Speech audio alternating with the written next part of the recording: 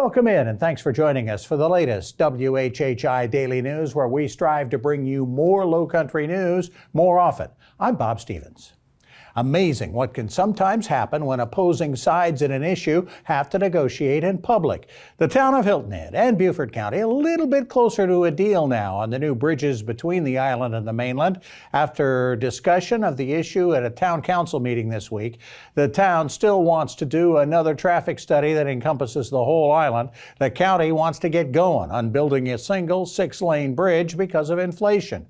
Having to debate the issue in public with State Senator Tom Davis kind of helping bridge the gap seems to have calmed both sides down a bit. The town does want equal representation on a group that'll oversee the project. If a rewrite of that part of the deal can get done, the project should be going forward soon. We'll see. A number that's certain to be central to the battle over new abortion laws in the state is the number of babies who've been given up for adoption, right? Mostly through Daniel's law that allows babies younger than 2 months to be turned over to the state at safe places like hospitals, churches, and fire and police stations. So far in 2022, that number is only 7 young babies in South Carolina. Not very many, but it is already more than any other year in the 2 decades that Daniel's law has been in effect. The Department of Social Services says the babies, and even most children under 6, are pretty readily placed in adoptive homes. The babies left this year are almost an equal mix of sexes and races.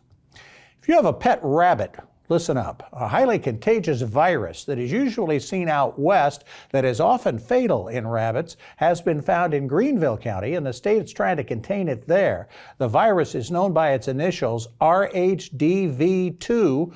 The fatality rate is 70% for rabbits that contract that virus. The Department of Agriculture says humans cannot catch that virus. That's good news.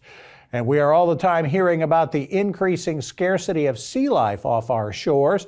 But shark whisperer Chip Michalov says one species that seems to be growing in population is hammerhead sharks. Michalov says he's lucky to catch 5 and release 5 hammerheads a season a decade ago. But in 2020, the number rose to 11. Then it went up to 14 in 2021. This year, he's already caught 31 hammerhead sharks as they head south for the winter. Again, he does release them all back. In July, he caught a hammerhead estimated to be over 1,000 pounds. That's 400 more pounds than the previous state record. He thinks one of the reasons for the spike in numbers is an increasing available food source: tarpon, stingrays, and black-tip sharks. And you remember the fuss over the eviction of the longtime seafood and produce stand along Highway 278 under the Bluffton Parkway flyover? Carolina Seafood, the name of the company, they're back in business in a new location on the south end of Hilton Head along South Forest Beach Drive near the Coligny Circle. The stand still has its signature red umbrellas and is open every day but Thursday.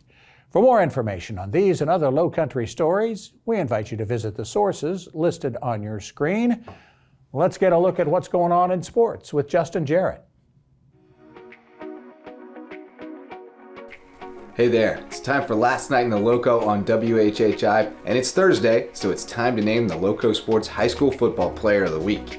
We had another stellar crop of nominees from around the Loco this week, but we could only pick one. At Beaufort Academy, they're calling Friday's 43-14 win at Orangeburg Prep the Devontae Green game after the junior running back racked up 173 rushing yards and 3 touchdowns on just 9 carries and picked off a pass on defense. The blue and white faithful turned out strong to give Green 62% of the vote and secured the check mark on our fan ballot. One of our other 4 panelists was impressed enough with Anthony Fripp's Ironman performance and Thomas Hayward's 50-22 win at Dorchester Academy to throw a vote his way, but the other 3 of us went with the guy Beaufort coach Bryce Libram calls the most slept-on kid in South Carolina. Casey Fields is our dude this week. Fields found another gear in the second half Friday in the tank and finished the night with 162 yards on 27 carries and 2 huge touchdowns on a night when the end zone was a difficult destination to reach. Fields got there twice in the second half, taking over the game on the tying drive and finishing off a short field to put the Eagles on top for the first time and for good as they escaped the tank with a 13-7 win over May River. That's a wrap on Week 4. Week 5 starts Friday afternoon in Sea Pirates. Until kickoff, go Loco. Thanks, Justin. Maria Soden's on assignment, so I'll give you the quick, dirty weather forecast. It's actually really clean. It's really wonderful. Temperatures are going to be down a little bit from what they have been, and it should be clear through the next few days. There, you have it. When we come back on the WHHI Daily News, we can all use some advice on how to navigate the rocky financial waters these days. Robin Zimmerman has more when we come back.